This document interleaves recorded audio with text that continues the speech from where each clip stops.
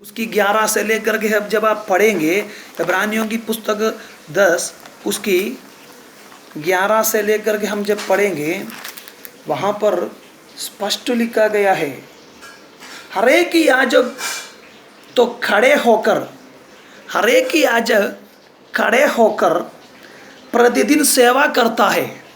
मैं अपनी मन से नहीं बोल रहा हूँ, आप लोग ये मत सोच लीजिए। यदि कोई रोमन कैथोलिक मेरे प्रिय लोग यदि कोई सुन रहा है तो ये मत सोचो कि पास्टर जी अपने आप को कुछ बना के बोल, नहीं नहीं नहीं, बिल्कुल नहीं। परमेश्वर की आत्मा से जो वचन लिखा है उस वचन में जो कुछ है मैं आपसे बता रहा हूँ। अगर आपको पढ़ना है तो पढ़ लीजिएगा इब्रानियों की पुस्तक लेसन 10 वर्स 11 से लेकर के यहाँ लिखा है, हर एक याजक तो खड़े होकर प्रतिदिन सेवा करता है और एक ही प्रकार के बलिदान को जो पापों के कभी भी दूर नहीं कर सकते बार बार चढ़ाता है। हालेलुया।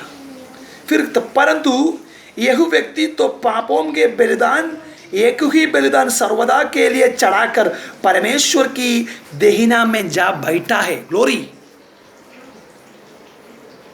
साधारण जो अभी के जो मनुष्य की नियम कानून से बनाए हुए याजक प्रतिदिन बलिदान चढ़ाता है। यदि पवित्र स्थान में संडे के दिन देखा होगा, लोग मांस कहता है उसको, बलिदान चढ़ाता है।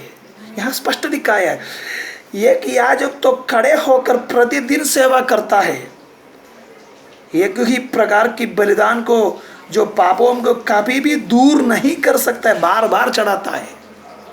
लेकिन एक व्यक्ति ऐसा है, फिर वापस, परंतु यही एक व्यक्ति तो पापों के बलिदान एक ही बलिदान सर्वदा के लिए चढ़ाकर परमेश्वर की देहिना में बैठ गया है, हमारे परमेश्वर के पुत्र यीशु मसीह।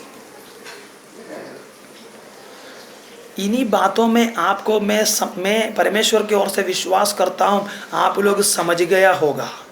यदि कोई मेरे प्रिय लोग मैं रोमन विश्वास में से छोड़ करके पेंटेकोस्टल विश्वास में आया गया है, एकदम स्पष्ट बोलता हूँ। यदि किसी से अगर कुछ पूछना है तो पूछ भी सकता हूँ, मोबाइल नंबर भी दिया है। हालेलुया।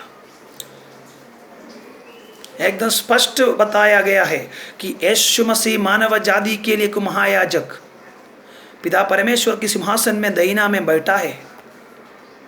अब कोई बलिदान की जरूरत नहीं है,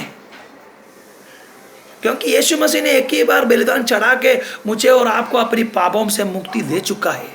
अब हर संडे को नहीं तो बीच बीच में यदि कोई व्यक्ति कोई याजक घड़ी घड़ी कोई बलिदान चढ़ाने की कोई जरूरत नहीं।